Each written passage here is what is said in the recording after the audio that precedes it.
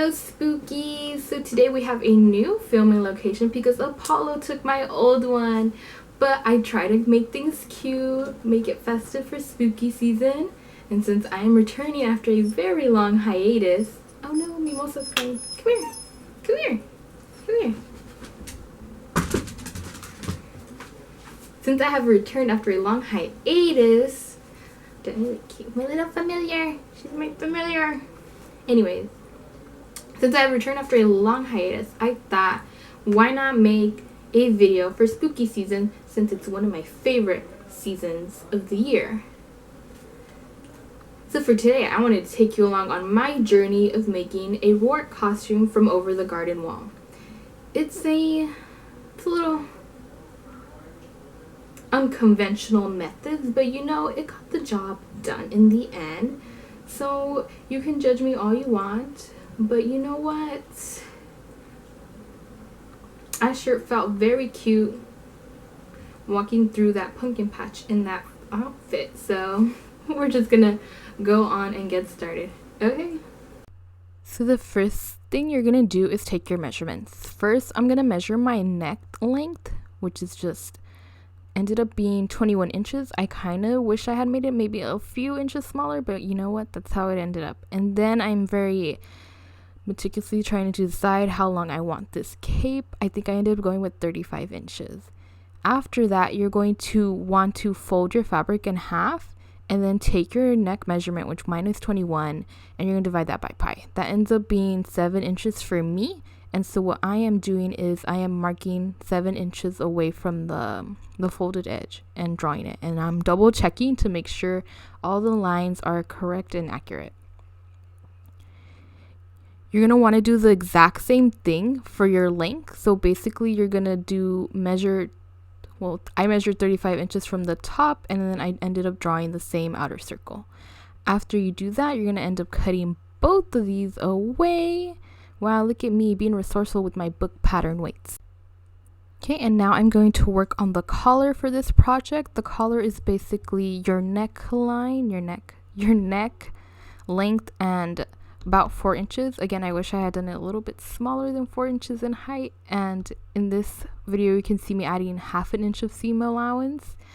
The reason I wish it would have been a little smaller is at the end, I felt like the collar was a little too floppy, and it kind of probably would have been better if I added interfacing, but I felt like the collar was just a little bit too big.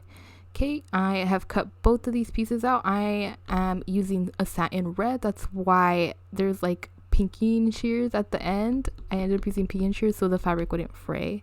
Here I am sewing it and trying to sew on camera, which did not work out for me very well. So we're just going to cut away to when everything is sewed up. So now I am trying to join my collar with my cape.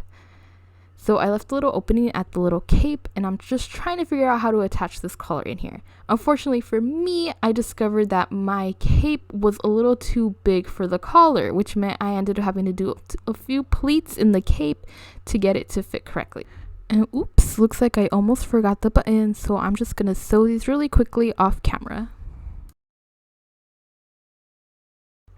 Now I wanted to properly show you how to draw a cone.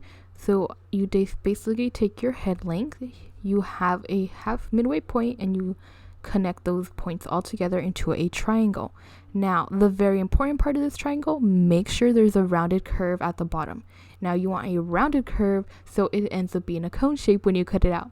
And when you fold it, bam, you got yourself a cone that can fit on your head. Now, I did not do this, and you will see what a hot mess I ended up making out of the hat, but it ended up working out for me, so let's not judge me so harshly.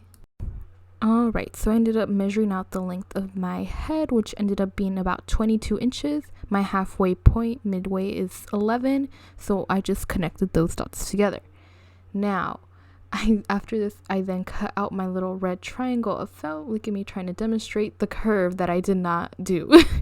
So then after this, I basically connected the two sides together. I brought them in half between the midway point, like this. There we go.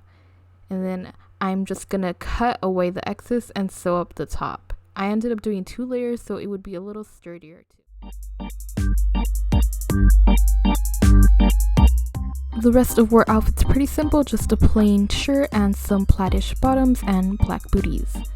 You can also go for some suspenders, and I did not do that because I just decided not to. Now here is me trying to be very wart-like in this corn maze. Now look at me, loving this outfit, doing a little twirl for you. I really love this costume and how it came out. I'm excited to do more in the future. Also, just a public safety announcement, be careful when walking through corn mazes because you can and will trip on the corn like I did twice in this footage and many times off screen.